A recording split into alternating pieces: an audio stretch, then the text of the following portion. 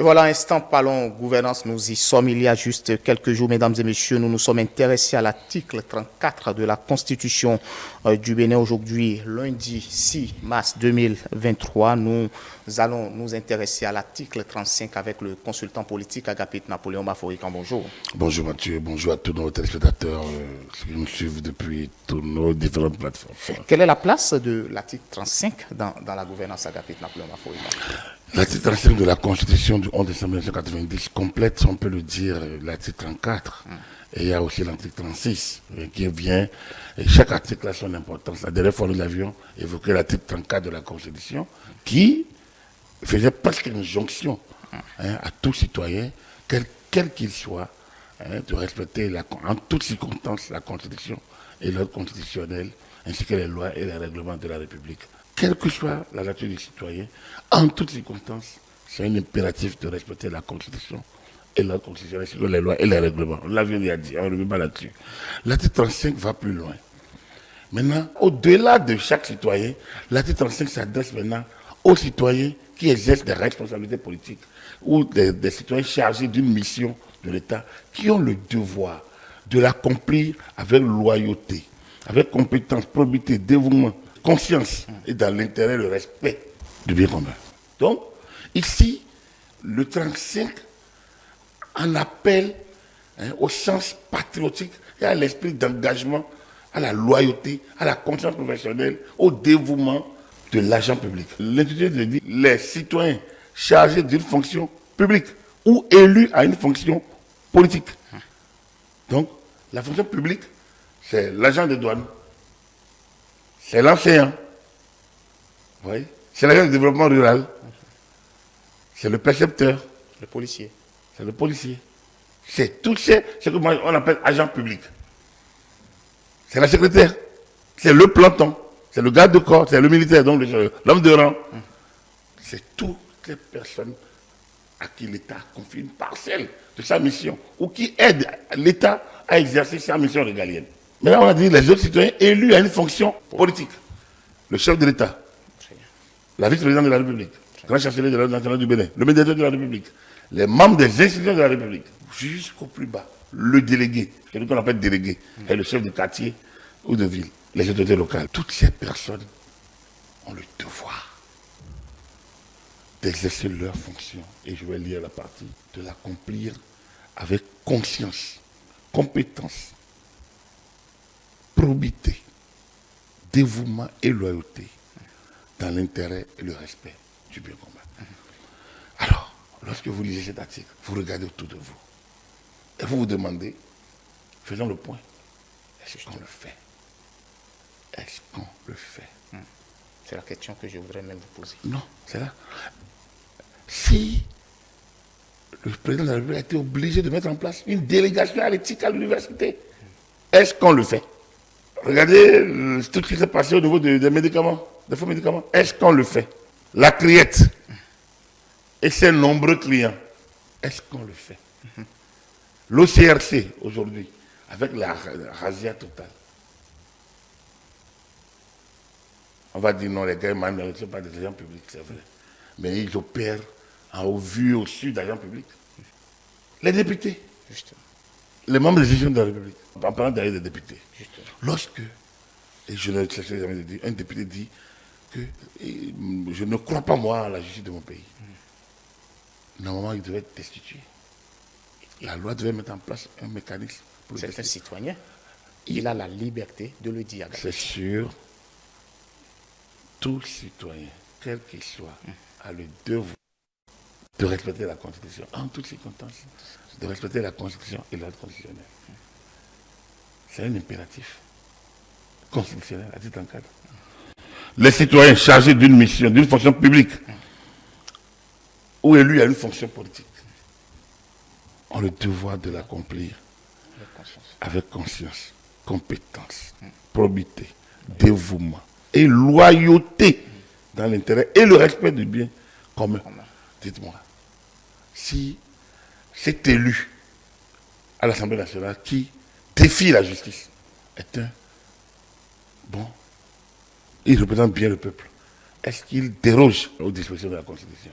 Est-ce qu'il mérite de représenter le peuple. Il est en rébellion contre la Constitution. Il refuse de se soumettre aux dispositions constitutionnelles. Si le chef d'État lui dit « je ne veux pas prêter serment », est-ce qu'il peut entrer en fonction? Non. Avant d'entrer en fonction, le président prête un serment. Ouais. C'est la même constitution qui dit ça. Donc, c'est ça qui doit appeler notre conscience. La conscience collective. Et surtout les députés, parce que c'est eux qui votent la loi. Cette constitution n'est pas allée plus loin à évoquer des principes. Mais si on s'en tient un principe, c'est des trucs sacro-saints. C'est comme si vous allez à l'église, vous allez à la mosquée. Enfin, c'est votre foi qui compte. On ne sait pas, personne ne vient sonder votre foi. La Constitution n'est pas la Sainte Bible ni le Saint-Coran. La Constitution, c'est la loi de la République. Ici, on n'est pas dans l'expérience de la révélation. Ce n'est pas la mort qu'on doit passer par le purgatoire ou la gêne. On n'est pas là. On est dans le réel, on est dans le physique, on est dans maintenant. Donc, il faut créer les conditions pour que ceux qui enfreignent les lois, surtout les lois suprêmes, puissent en répondre.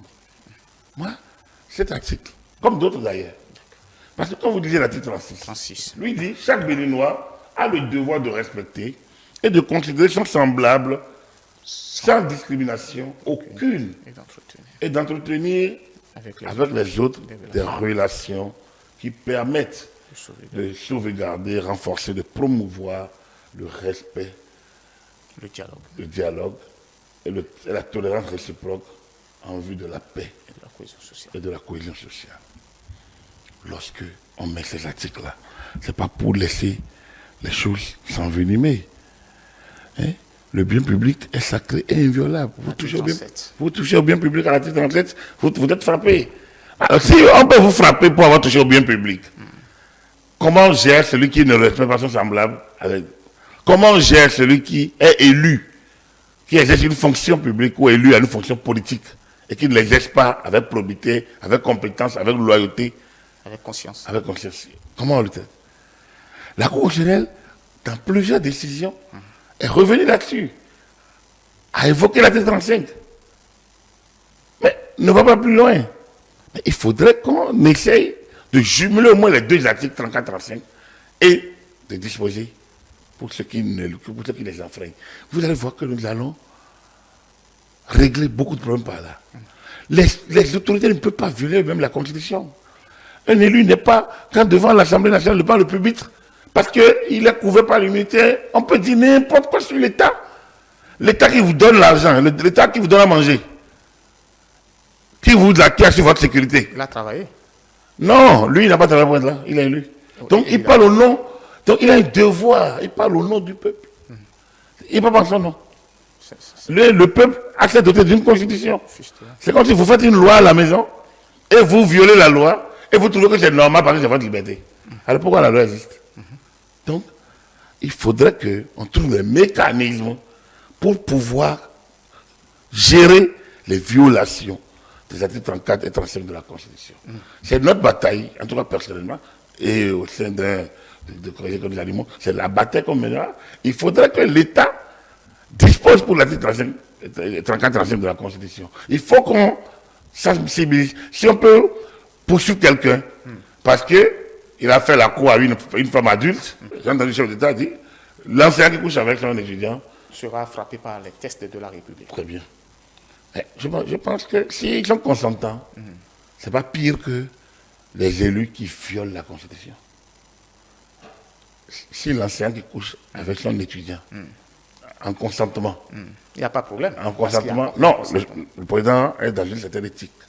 À l'université, il estime que, et à bon droit, que à l'université, parfois, la vertu devrait conduire l'enseignant à se mettre à la hauteur pour ne pas tomber à ce niveau. Parce que l'étudiant, même si elle est adulte ou s'il est adulte, peut avoir besoin en se disant, j'ai la facilité. Donc, au nom de cette facilité, accepter les avances de l'enseignant et, vu ainsi, la délégation à l'éthique. Et au contrôle. Donc, c'est important. Ce n'est pas le consentement qui est le problème ici, c'est la qualité de celui qui fait l'acte. Mais, pour montrer la gravité du non-respect des articles 34 et 35 et autres de la Constitution et le fait qu'on ne sanctionne pas, je fais cette comparaison en disant, mais si le président va jusque là où il est allé, au nom de l'éthique, et de la vertu à l'université, moi je voudrais bien l'inciter ou inciter ceux qui soutiennent nos députés qu'on a élus pour qu'ils disposent en vertu de l'article 34 et 35 de la Constitution.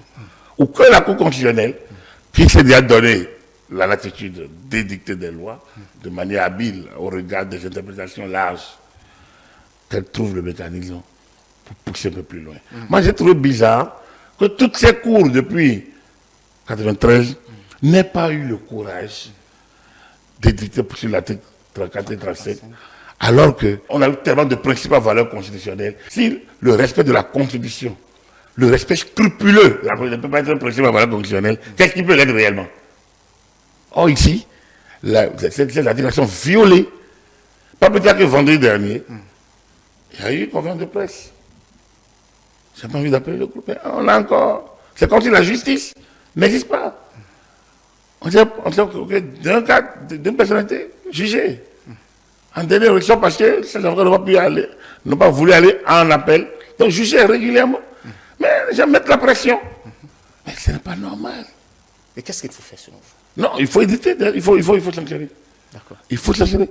De frapper délit. Si des gens qui sont condamnés pour délit, même en sursis, sont inéligibles, il faut sanctionner ceux qui viennent de la Constitution. Si la responsabilité morale peut conduire à une inéligibilité, on l'a vu, Laurent Fabius en France, dans le scandale des sangs contaminés.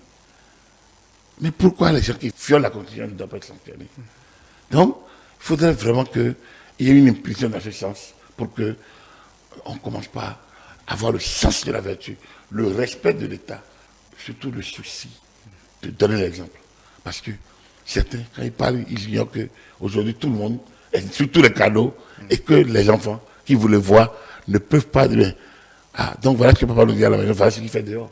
Ces enfants, on reçoit le choc, un choc parfois qu'on ne le rattrape plus jamais. Il faudrait qu'on puisse revenir à la normale. Merci. À vous, Agapite Napoléon Maforican, qui était avec nous pour nous rappeler l'importance de l'article 35 dans la Constitution du Bénin. Agapite Napoléon Maforican, très bonne journée à vous. À tous les téléspectateurs. À tous les téléspectateurs. On ne va pas finir sans rappeler, mesdames et messieurs, que vous pouvez nous retrouver sur l'ensemble de nos plateformes digitales, notre site internet www.etelebenin.com, notre page Facebook ETélé en direct, notre compte Twitter ETélé Live, notre chaîne YouTube ETélé Bénin et en direct via notre application iOS et Android ETélé Bénin, ETélé avec vous, pour vous.